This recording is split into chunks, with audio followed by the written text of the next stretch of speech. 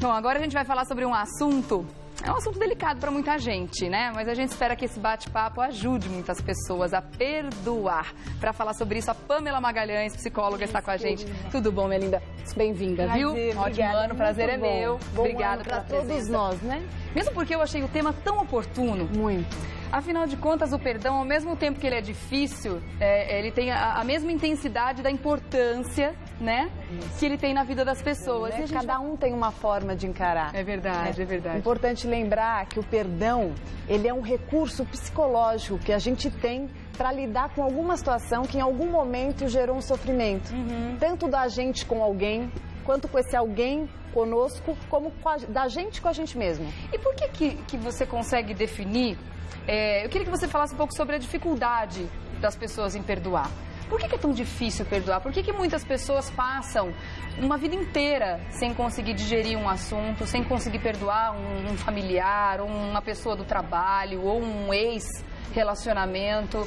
Por que é tão difícil digerir um assunto assim? Veja só, Eugênia, quando alguma pessoa faz alguma coisa para mim, eu tenho que medir todas as expectativas que eu criei para com esta pessoa, né? E comigo em relação a determinada circunstância.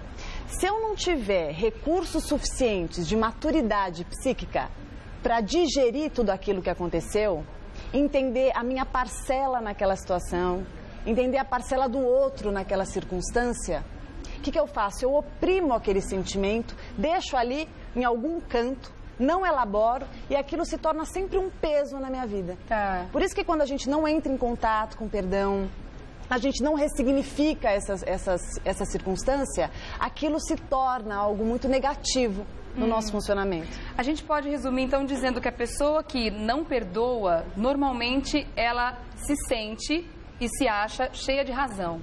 Ela normalmente acha que está com a razão. É uma porque ela ainda não parou para fazer uma autoanálise de onde ela pode ter errado naquela situação. Porque quando eu falo que eu tenho a razão e que o outro é o culpado e eu não perdoo, você percebe que eu fecho o diagnóstico? Sim. Eu fechei, eu coloquei todo o peso no outro, me isentei da minha parcela. Tá. Né? Aí eu não entro em contato com o outro, quer dizer, eu não quero mais nada com o outro, né? Não quero nenhum tipo de convivência, não quero entrar em contato com aquilo. E acredito naquela história que eu contei. Na verdade, eu acho que o segredo não é a gente querer saber quem tem razão, quem não tem. Mas a gente entender cada parte. Tá. Né? E se aquela pessoa fez alguma coisa que não foi legal, eu acho que vale a pena rever, perdoar. Você pode até não andar mais com aquela pessoa, não ter mais aquela pessoa no seu convívio, mas ficar remoendo um sentimento negativo, isso só faz mal para você mesmo.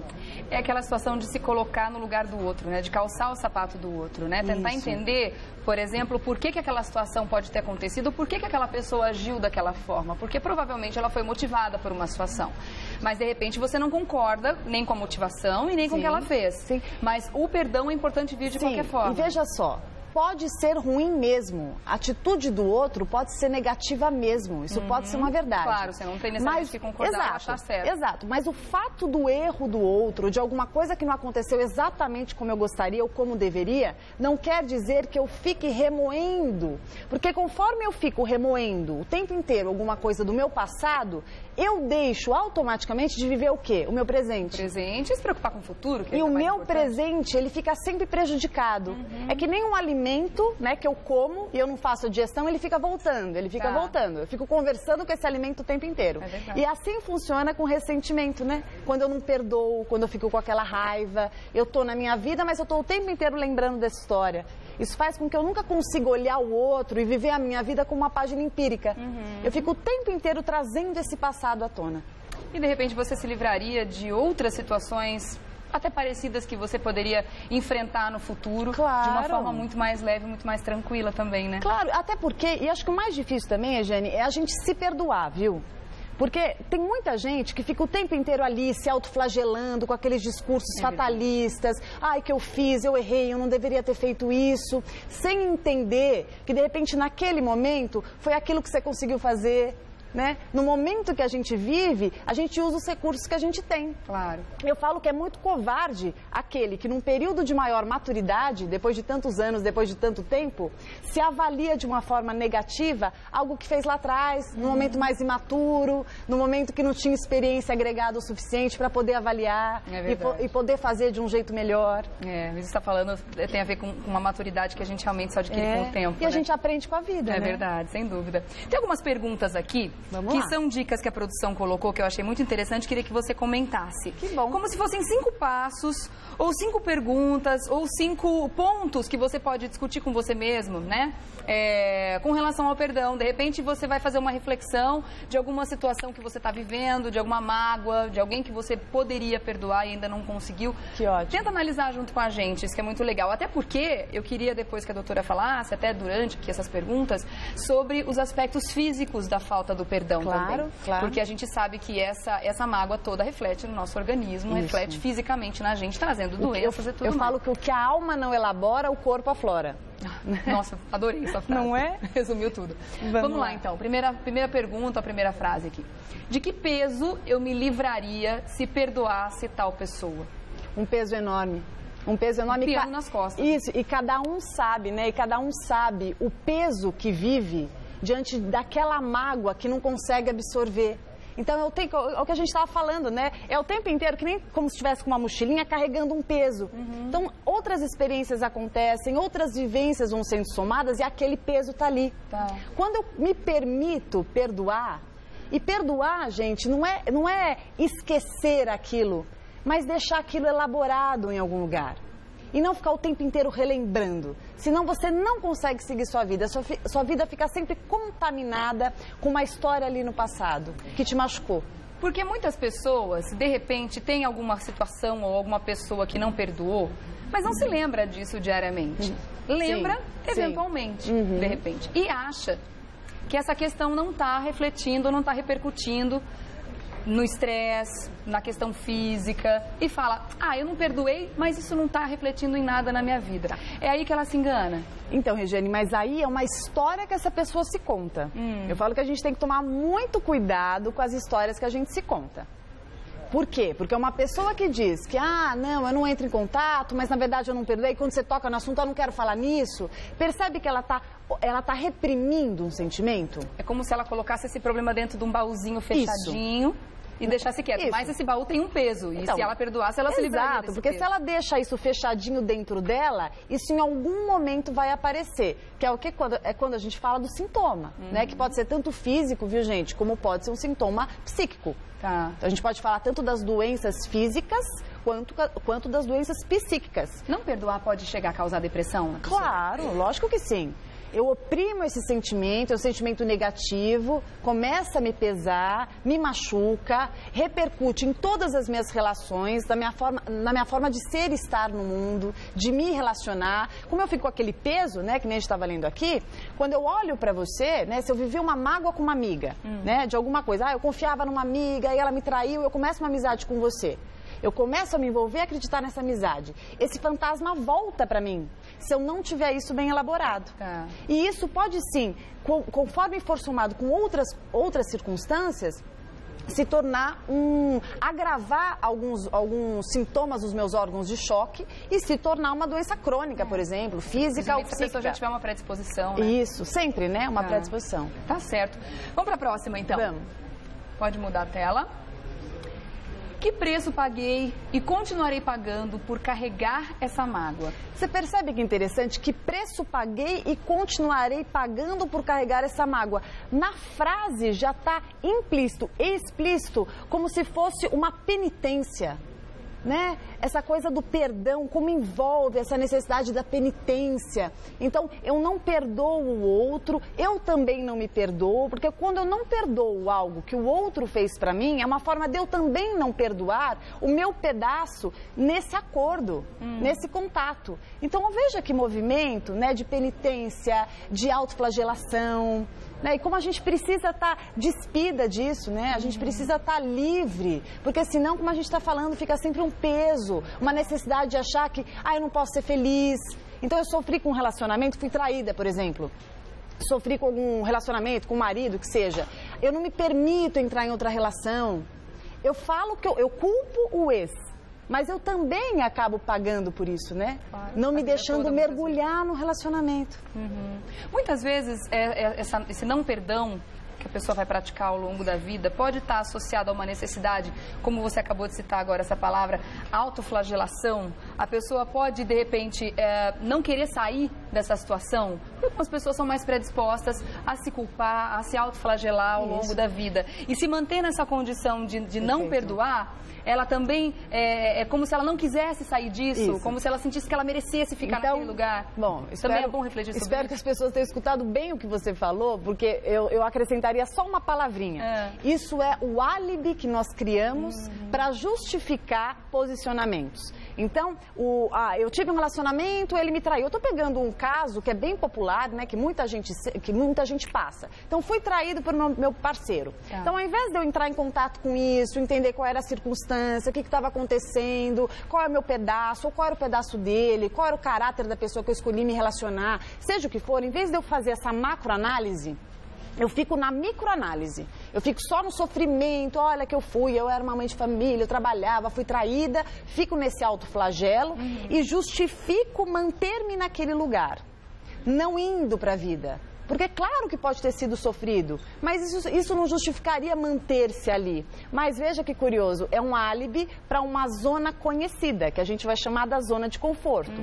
Eu me mantenho naquele lugar, né, vestida de coitada, né, me penitenciando por isso e não vivo para a vida, porque estar na vida é arriscar-se, né? E por trás disso tem um medo danado de se relacionar, de viver, de se frustrar novamente. Ou então vai para uma outra relação, de repente, já que a gente está falando desse mesmo exemplo de um relacionamento, mas vai morrendo de medo e muito inseguro ou muito insegura disso acontecer de novo. Por quê? Porque aquela situação ainda não foi perdoada, porque aquela situação do passado ainda não foi resolvida. Né? E muitas vezes pode transferir esse peso para o novo relacionamento. E aí, aproveitando, esse funcionamento que você acabou de descrever também se enquadraria num posicionamento de autossabotagem, que eu estou justamente me posicionando de uma forma para que algo que eu digo que eu não quero que aconteça, acontece.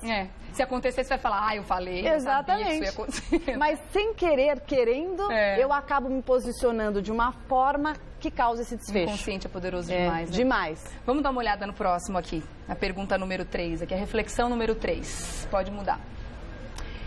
Não perdoar tem afetado negativamente minha vida?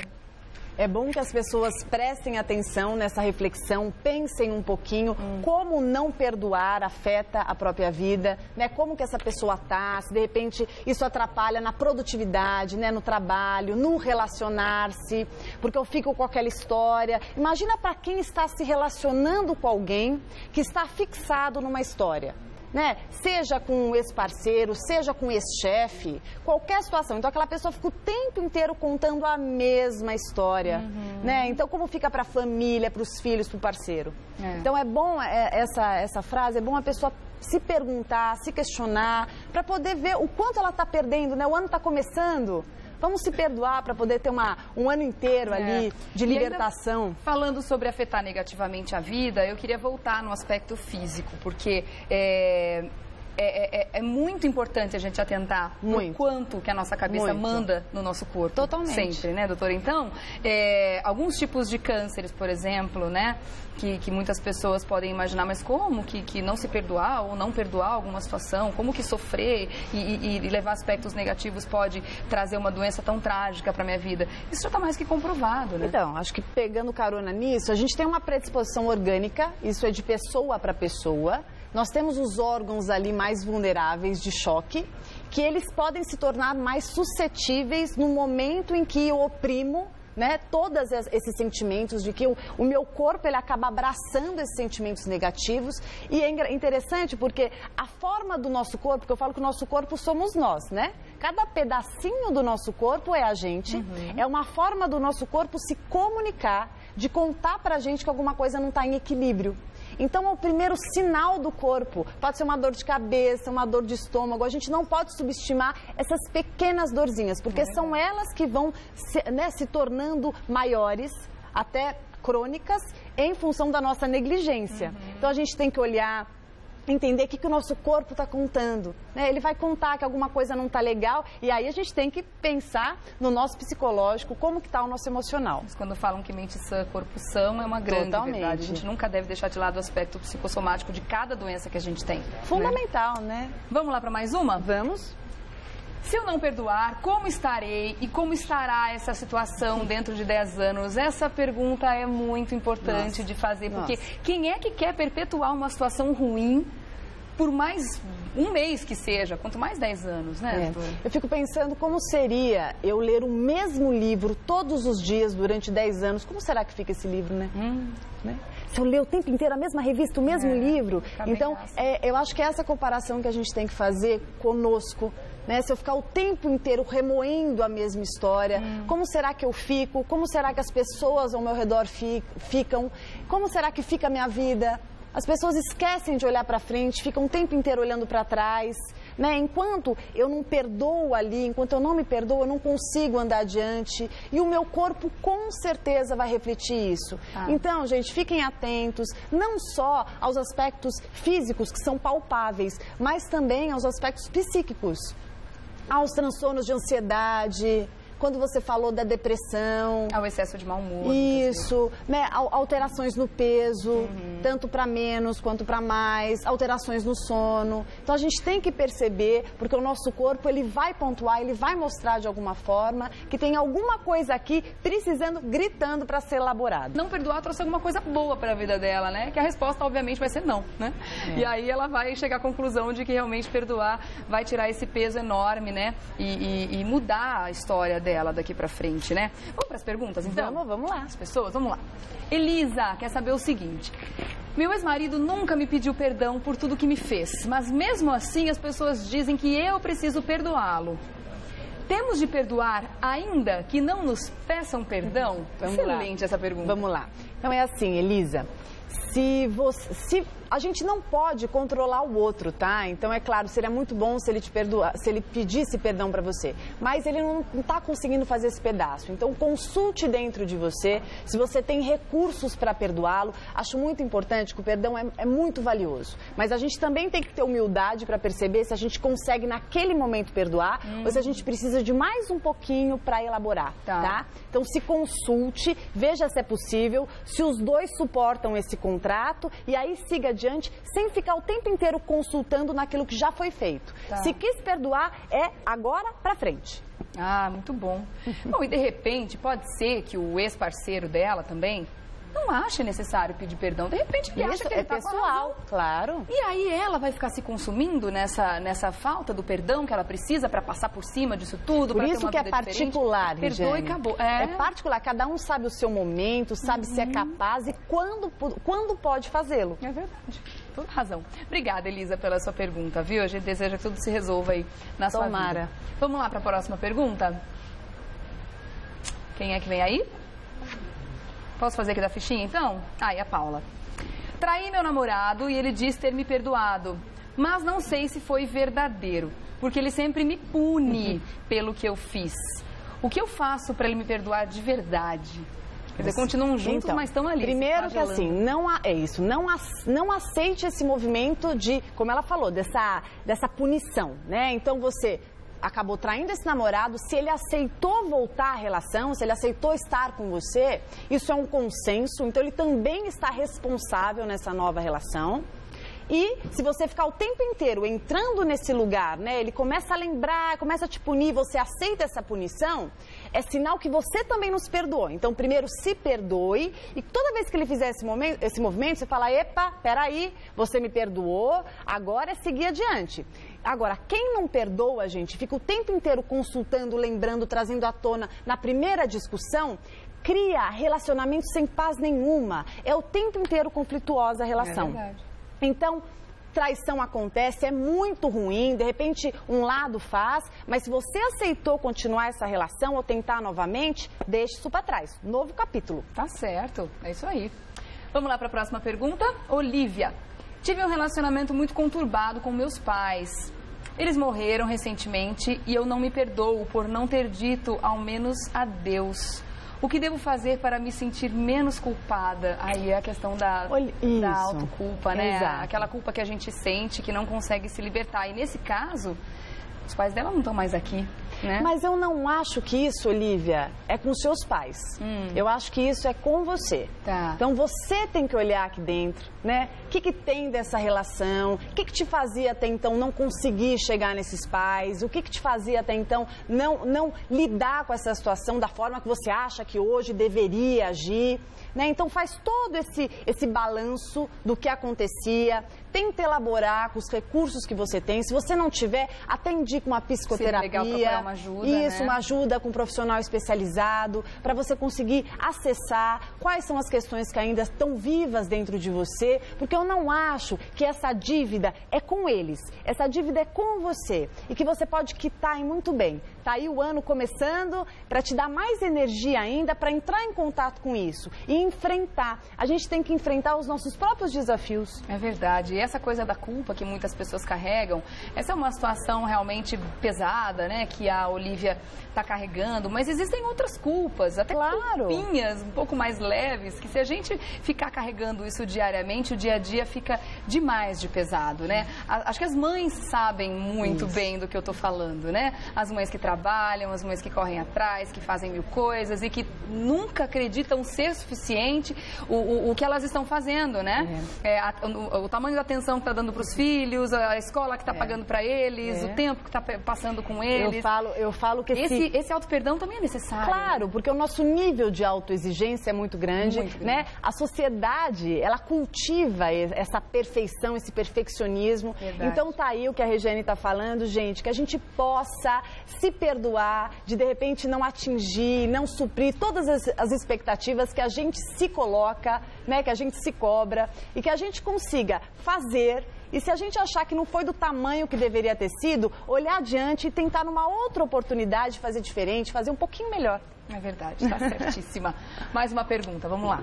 A Renata quer saber o seguinte. Meu marido me traiu por muito tempo e eu perdoei em nome da nossa família, mas acho que me desvalorizei. Será que devo repensar? Você já está repensando, né, Renata? Você já está repensando. Então, acho que você não tem que se desvalorizar nunca, sempre lembrar dessa autoestima, sempre se colocar. O fato dele ter traído e você, de repente, querer passar por cima disso e fazer diferente, isso não quer dizer que você seja pior que ninguém. Muito pelo contrário, quer dizer que você está tentando fazer algo melhor. Desde que você não se coloque numa posição que você fique se machucando, tá tudo certo. Mas sempre se valorize, você tem que gostar de si, porque se a gente não gosta da gente, ninguém vai gostar. Jamais. É verdade, né? Nossa, que legal que foi esse papo, né? Pena que ele foi, mas foi maravilhoso. Eu espero que você volte. Que bom que ele foi, claro. Pra gente conversar, né? Foi um prazer, Jenny. Obrigada, bom, obrigada, viu? Obrigada. Pamela Magalhães, você faz contato através do 5561-5222, 5561-5222, ou então através do e-mail de contato, @pamelamagalhães.com.br. Contato, @pamelamagalhães, tudo junto, .com.br. Muito obrigada, querida. Foi pra um gente prazer. começar o ano muito melhor mesmo, né? Isso, todos nós. Obrigada. Obrigada, Até a próxima. obrigada, muito bom. Além de linda, né, gente? Vai voltar com certeza pra gente bater mais papo aqui.